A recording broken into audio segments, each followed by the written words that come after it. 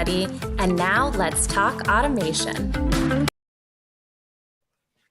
Happy Third Thursday, everybody. I've got Kieran and John and two Robs with me today for us all to have a really great conversation surrounding the idea of where legal technology and some emerging tools like Web3, blockchain, all that kind of stuff come together and where that fusion is happening, and what you need to be considering as a part of all of that. We will get to many great conversations with these fellas here in a moment, but I'm going to go around the room with some introductions. For those of you that don't know me, I'm Emma Roloff. I'm the co-host with Kieran, who we'll get to in a minute. But John, I'm going to come to you first. If you can share a little introduction with everybody for us. I can do that. First of all, thanks for having us on, Emma and Kieran. That's very, very kind of you. We're super excited, both Robs and myself. I am the president of Insight Legal Tech, but in addition to that, I've been an entrepreneur for about 35 years. We have several companies in our stable of companies, and we really focus on building AI and digital transforming solutions for oil, gas, healthcare, biotech, genetics, a whole host of different industries, as well as the legal domain, which is what we're here to talk to about today. Alrighty, Kieran, I thought I hit the button.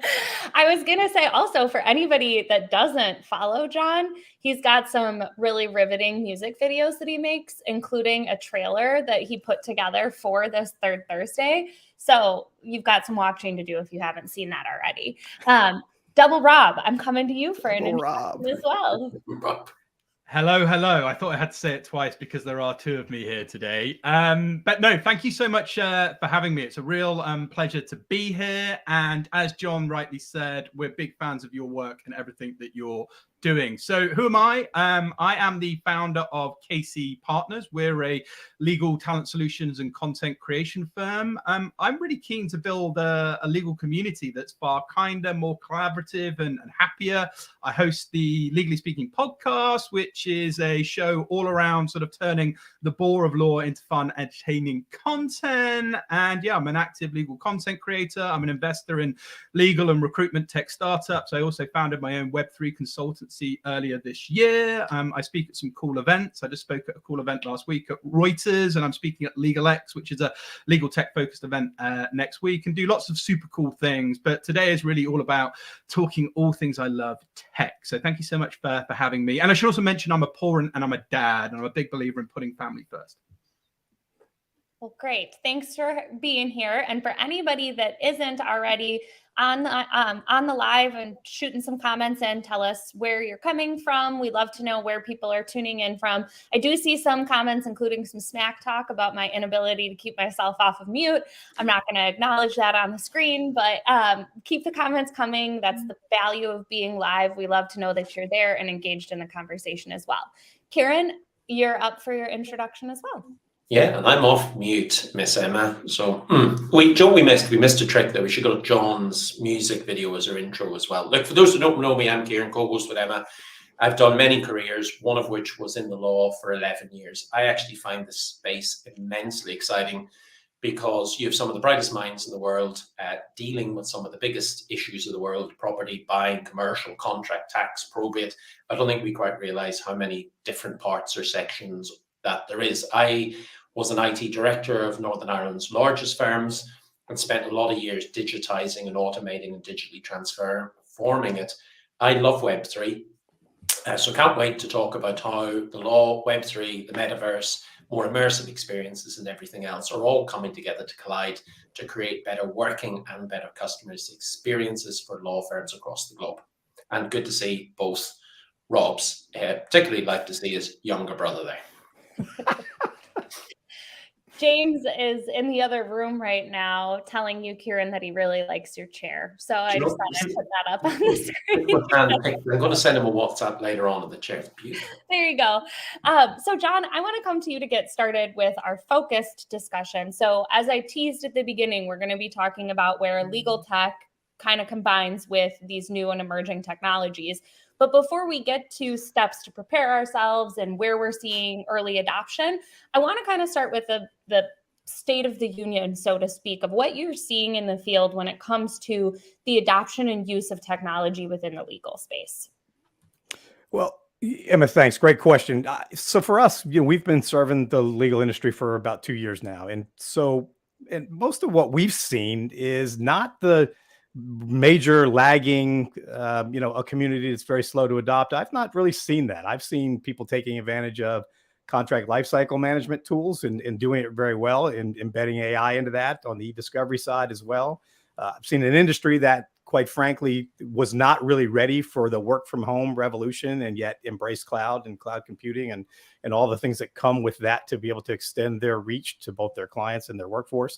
So I'm probably more impressed with how they have, because you hear a lot about how risk averse the community is, but I think that they're right middle stage. I wouldn't call them laggards like I hear a lot of people say. I think they've aligned themselves with the technologies that really help them do the things they need to do to advance. And I think a lot of them are really working diligently right now to try to digitally transform. So I think that they're in really, really good shape. And I think they're keen to starting to take advantage of a lot of the technology that we're going to talk about today that's out there. It's a really good point that I think a lot of industries self-identify as laggards because there is always more technology to be using. So I live and breathe on the insurance side, and I was at a conference last week, and someone mentioned that there is like a 50% adoption of telematics within the insurance industry in some capacity, which shocked me to hear that it was that high, because we self-identify as people that are behind the curve with technology. So I think that perception and kind of that experience that you're seeing is important to note, especially as we're heading into this discussion about emerging technologies. So Rob, I want to come to you. One more foundational kind of level setting question before we dive into thoughts and feelings and emotions on Web3 moving forward. But I want to make sure everybody joining us has an understanding of what we mean when we say Web3 and kind of what technologies bubble up to that larger category. So can you give us that definition, so to speak?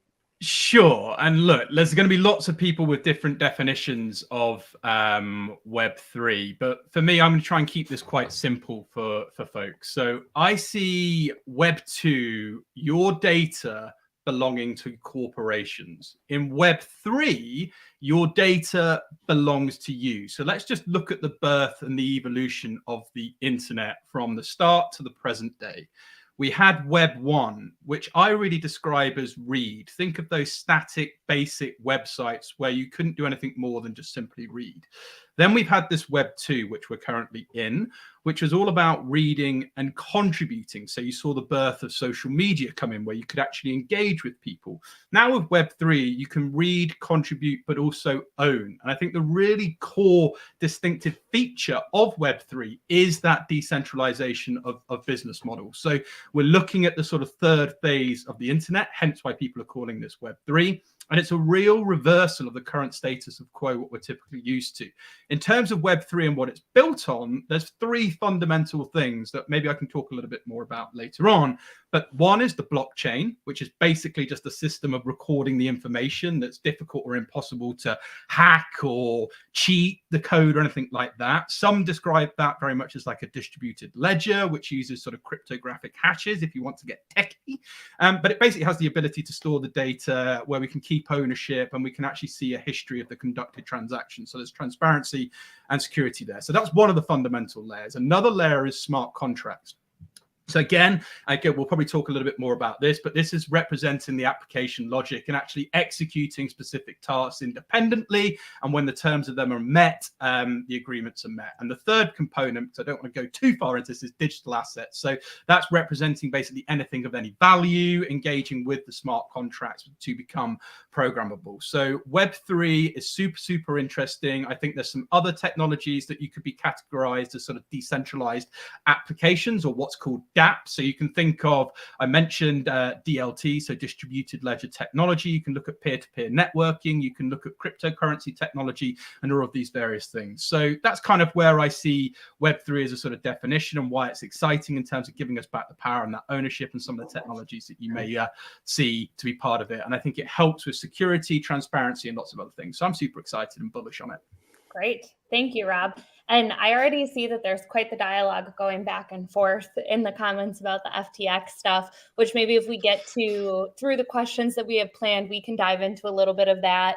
But Ryan Wakefield was asking kind of about how does that play into this trust and transparency paradigm. But so we'll get to that, but I like to see the comments and the discussion going on outside of what we're also talking about here. So Kieran, I want to come to you. So for those of you that don't know, Kieran does have quite a bit of experience in the legal industry as well, in addition to the technology side of things that, you know, he maybe has some experience in these days. So what I want to talk to you about is, you know, where do you see the adoption of these types of technologies kind of taking hold? And do you think that we're going to see any major barriers as we start to kind of move forward? And maybe that ties to the FTX stuff as well. Yeah. So where the technology is going to take hold, if we build an answer on what Rob 1 said, not Rob 2 there, then look what's actually happening. The world is getting more digital, not less digital. And in my experience, law firms, some led and some were laggards, if that makes sense. I remember years ago introducing stuff like online document shops, and you could do your legal case tracking. You could log in online and see where your case was at. You could log a meeting with your solicitor or lawyer at the time, and then you could get text updates and email updates and everything else online. And everybody sort of goes, well, that was in the last couple of years. It wasn't, it was 20 years ago. And I did a talk to a law society in Northern Ireland maybe 4 or 5 years ago when I come back to Northern Ireland. And I'm assuming that the world had changed, that everybody was using case management, legal technology and Zoom and doing contracts at distance and signing virtual contracts, but they actually hadn't. And that's not a criticism of the law firms in Northern Ireland. It's maybe us as IT professionals evidencing and demonstrating and communicating the power of the technology as opposed to the way things actually worked. And it tended to be big international firms that come into Belfast and Northern Ireland. That's not true of every firm, but come into Northern Ireland, Belfast and Ireland and showed people all of these amazing techs. And there was probably a couple of reasons for that. One being scale and size, because new technology costs money. And when you're a small law firm, it's a hell of an investment to put away maybe 100,000, 200,000, 500,000 or something else. So you tend to see these big technologies, big law firms coming in and then introducing the tech. And then you start to get deal rooms and everything else and online case tracking and whatever. And COVID really pushed things on and created a bit of a tilt where law was done at distance, where for years it couldn't be. So you couldn't turn up in court or do it at remote distance. You couldn't send in, digital signatures, and now you can. I think what's happened is the law itself has seen that technology works at scale, and they can work in lots and lots of different ways, and that can necessitate a change in how lawyers perform. So instead of just working all sorts of hours, they themselves can work a lot smarter to create more value for their clients and more transparent value, because that's what's being demanded. Now, if we bring in Web 3.0, we go back to what Rob was saying there a moment ago. The internet and the world of the internet has changed. Years ago, we used to type in a question, we get an answer, and that was sufficient. And believe it or not, a lot of sites are still like that. Google's not a million miles away from that. And that's not a criticism of Google, it's more our search. But I want far more immersive experience. So for example, if I'm going to watch a baseball game, I don't actually want to go. I don't want to put on a VR headset, but I will. I'd be willing to do that instead of traveling to the US to watch a team. And I want to be able to, understand what's happening in the game. I want to see it from a variety of different angles. I might want to do an in-game purchase because that's all possible. I might want to, pull up a player, see their stats, see their last move. I might want to talk to the coach. I might want to go into the locker room and hear the conversations and whatever else. And why I'm saying all that, it seems slightly tangential to law, is that technology and the Amazonization of things is creating expectations amongst consumers about what we want from our technology and what we want from our professionals. And so all the technology in the world is there. That means I don't necessarily have to leave my house, but I can access the best lawyers in the world using an immersive experience where we could, should we wish, put on a headset to meet and greet each other in a room. I can be in Belfast, someone else will be in New York. We could work on a legal case together in a virtual room. We could whiteboard it. We could do whatever we want. We can sign virtual contracts. Those contracts could be paid using Bitcoin or something else or whatever it needs to be. But all the technology in the world is there. There's only two things that I always find that stop it, or three. One is education, not knowing what's happening or what's available. That we can solve today. And there's enough books and there's enough people and there's enough talks to do that so people can invest in it. Two is basically one of the hardest ones. It's actually mindset. So we have, and it's not universal either, we have lawyers who are trained to look backwards, not necessarily forwards. And I've met more great lawyers than I've met more great business people. So I think the second step that people need to do is take that leap. And the third one is just generally the affordability of tech for consumers. Because the law by volume is more you and me in the street. And the way we deal with law firms at the moment is very often turn up at an office, spend a lot of time driving and to and from. But when the technology of the law firm becomes sufficient that I can use it on my desktop or can use it on my phone and experience a great service that's very transparent at an affordable price, then fantastic. But I think all those three things need to come together: the ambition to use it, the willingness to change, and the affordability of all this technology before it becomes mass adopted. But it's all there, and that's quite an exciting future for any service organization dealing with anyone with this really amazing Web3 or whatever you want to call it, immersive technology set. And I really look forward to seeing what's happening in the years to come.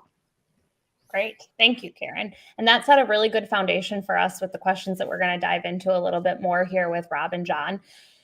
Rob, during your introduction, you mentioned this idea of like fostering collaboration. And Kieran just talked about how we can use these technologies to connect with people from all around the world. But I want to dive into this idea of community and collaboration and a little bit of mentorship that kind of comes with this passion that you've got for Web3. Can you share a little bit more of how you see this community aspect really taking shape within the legal space? Yeah, I think community is so important when we look at how this evolution is evolving. You can even see it on LinkedIn. Even today is a great example of, like, John is in the legal world, legal tech world. We've been collaborating, coming together, bringing ideas. Today is a group collaboration between all of us. So I think collaboration and community are two of the most powerful things and very much needed if you are going to be successful in terms of adopting Web3 and particularly within the industries that you service. Because ultimately, with community brings diversity of thought, brings more creativity, it brings more support, it brings more fun. And I think we have to understand that we're drowning in information, but we're craving wisdom. Like, there's information coming from all parts of us. Even people today tuning in might have just been super overwhelmed by what I was just saying, or maybe what was said by some of the previous speakers. And I think community is one of the most powerful recipes for any success. And that's why I'm so big and believing in the power of community and what it can give you. And the other thing with Web3, it gives you control. And what I like about this, it gives you control, but it also gives you a voice. So I'll give you a practical example. I have a Web3 community within my Legally Speaking Club. We're building out on a platform called Discord. Why are we using Discord to engage with our community? It's because not only can we link it to social tokens and other sort of Web3 technology, it really gives everyone an opportunity to have a voice and a platform to speak. And I think being seen and being heard is so important for people to be within a community. So within our community, we're a very safe space. There is no such thing as a silly question. There's access to information, there's masterclass, whatever it may be. And I'm really big in giving people, everyone within the community, a voice to be heard. And that leads nicely on to mentorship, because I think it is so important. I use the analogy that we is greater than me. I got that from Brian Fanzo, who definitely, folks, you should check out his NFT 365 podcast and all the work he's doing in the Web3 space. One of the greatest Web3 community builders out there. But it's so true, because we is greater than me. So you think about what my mission is to start with, through adopting, this mission of being collaborative, being kinder, this greater kind of happier legal community. I can't do that myself, but through using Web3 technology, bringing people closer together through more immersive experiences, I can bring a lot more people closer together, and we can mastermind together, and people can get access to people historically they wouldn't have been able to get access to, and they can get upskilled in particular areas. So I'm super passionate about community. I think it's one of the most powerful things you can have. And I know it's an overused word and people kind of make fun of the word community right now, but honestly, half of the opportunities that I have created and had come to me is off the back of actually really investing in a community and actually giving back to other people within that community. I find that fully rewarding. And I think Web3, particularly for the legal community and people joining our Web3 community, everyone is super happy. Everyone is super supportive. And I think that's something that's been missing for generations. And that's why I'm so bullish on it. And I love the idea of collaboration being domination. Years ago, everyone would be fighting, taking chunks out of each other's lawyers, dog eat dog. You look now in some of these spaces, there's a lot more of a collaborative approach to things. And I think with collaboration, you can get more domination. I'll stop there. Collaboration for domination. I like it. And I'm a big fan of like that kind of like word it's not fully alliteration. Someone in the comments tell me what that would be, but not alliteration because they don't start with the same letter. But John, I want to come to you now to talk a little bit about where you see the first stage of Web3 experimentation happening and where you think would be a really great stepping stone for most legal departments or folks within the legal industry to start experimenting with some of this. Yeah, great question, Emma. And I piggyback on what Rob said about the community. I think a lot of people are looking to communities just like this to get the answers to questions like that, Emma. But for us, we're in this space to help people find a way to get started and determine what moves to make to be able to take advantage of technology appropriately. So what I can tell you is people that do what we do, we kind of see a list of, okay, these are the top areas where people are focused. And right now for us, the majority of requests we get are help us figure out how to take care and move into blockchain, smart contracting. And so for us, it's really simple, right? I mean, the majority of everything that we do in life is a result of an agreement or a contract that makes sense to focus on. So it's not surprising whatsoever that that's really where the focus is. I read an article the other day by Patrick Collins in a blog, and he calls the blockchain the pinky promise that can't be broken. And I think that kind of outlines where we all are. We want some way to be able to take advantage of these contracts. We want them to automatically, execute, right? We want them to be unalterable, right? We don't want people to be able to go in and make changes to them.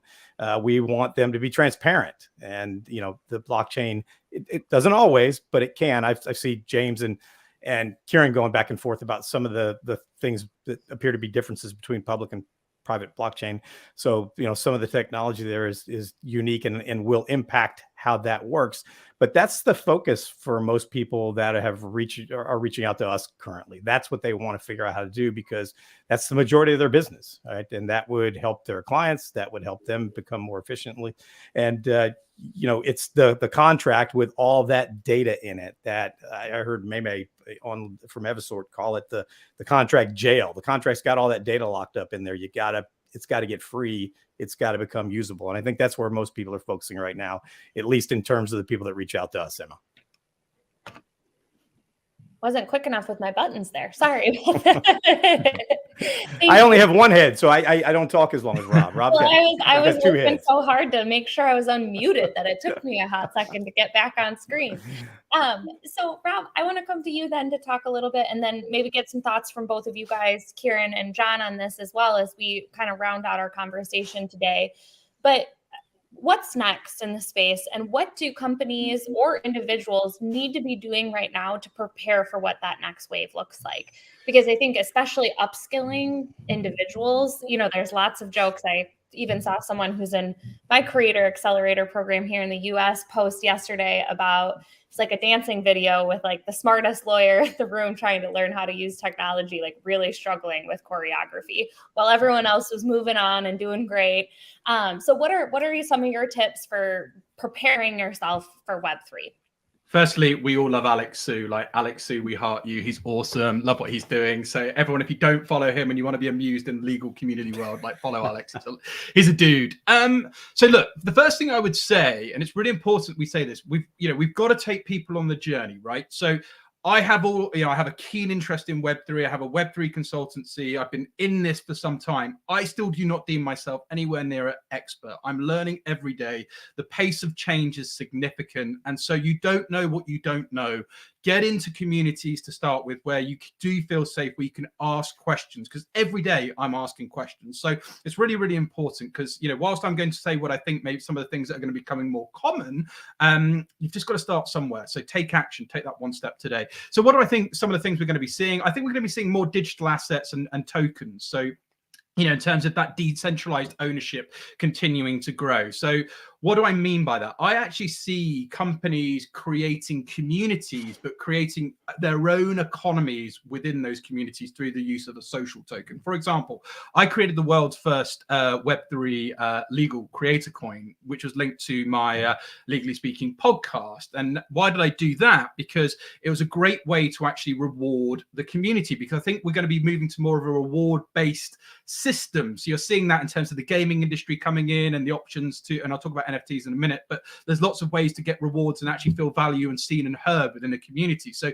as part of people who used to be able to hold my legal coin, for example, they would get access to certain things. Or equally, if they would just turn up today and listen to this live and support the live, we would say, thank you so much for taking time, for investing in yourself. Here's some free legal coin to show that we've seen you, we've heard you, and we value as a part of a community member. So it's a kind of grow as we go. So I see the use of social tokens, sort of those digital assets, and the tokenomics completely blowing up and becoming more common knowledge. I think naturally we're going to see more global connectivity and technology happening. I think NFTs are no longer going to be a fad. I still think we're kind of coming off the curve of JPEGs and people, the Bored Ape Yacht Club and all of that stuff, reading all about that, and people just being like, okay, NFTs aren't, there's nothing here. I personally am bullish on NFTs. I think they'll be taken seriously. I think the way that they'll be operated will be far more standard, and I think we'll be seeing a lot more of them in terms of loyalty systems, potentially more of sort of gaming components or some storytelling components. I think there'll be a lot more kind of people and organizations running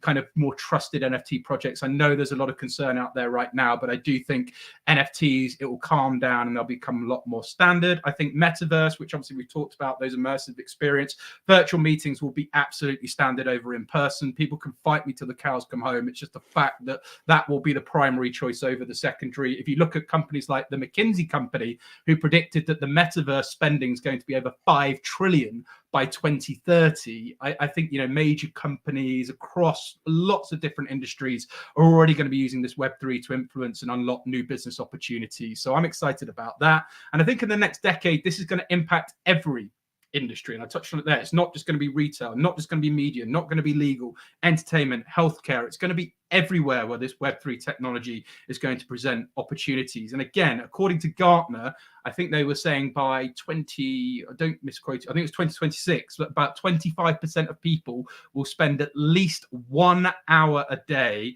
in the metaverse, either for leisure, for work, education, entertainment. So you just think about all of that opportunity that could come through that for organizations that stay ahead of the curve. And obviously blockchain is what fundamentally this is all built on. By 2030, you know, that's expected to grow around 86%, which is huge in terms of annual compound growth rate. So I'm super excited for the blockchain industry. I'm super excited about the Web3 industry. I'm super excited about legal industries and lawyers looking to embrace this to see how they can bring better, more efficient, cost and more accessible services to people that need it. Because let's be real, you know, there is still a real need for legal aid and supporting people that need it. So I think this technology can really help that. So yeah, I hope that helps. You're on mute. You're on mute. Oh, that's so funny. You're on mute. Ryan, get on her. All right. Kieran or John, do either of you have some thoughts that you'd like to add around that question as well, of kind of like what should we be doing to prepare ourselves or getting geared up? I think I'll do 2 seconds then, John. Like, a lot of it's education. It really is, because a lot of the terms you just hear there, never mind lawyers, lots of people won't understand them, you know, so that's the first thing. And then it's taking part in shows, listening to learn. But there's also a lot of complexity to work out as well. You know, if you're buying an NFT, like, are you buying a copyright? That question is going to come up somewhere. If you bought a piece of land in virtual world, you know, can you include that in your will? You know, if someone stole cryptocurrency, you know, can you actually prosecute them in what jurisdictions? There's a lot of stuff still to be worked out.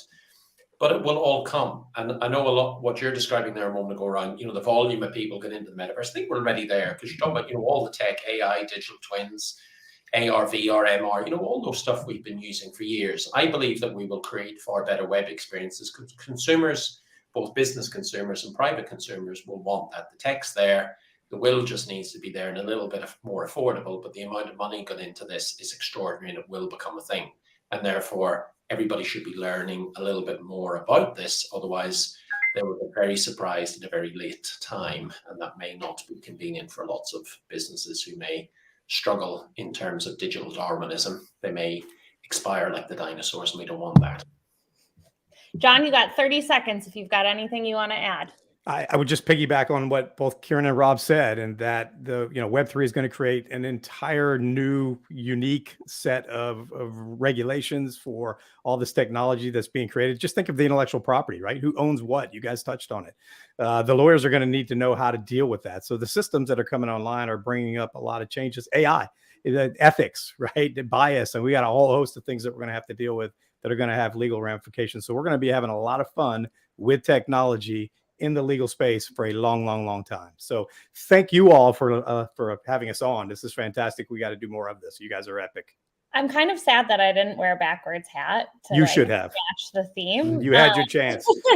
I'm sad that Rob's body double didn't. Rob's body double could have worn one too. No, we should have really coordinated ourselves a little bit better. Thank you both. Thank you both so much for joining us for the conversation. For anybody who joined us online, thank you for contributing to the comments and joining us. And if you're not already, make sure you make your way over to both Rob and John's profiles and give them a follow so that we can continue the conversation. Kieran, as always, it's a pleasure, and happy Third Thursday, everyone. Happy See you, gang. Thank you, everybody. Bye-bye. Thank you. Take care.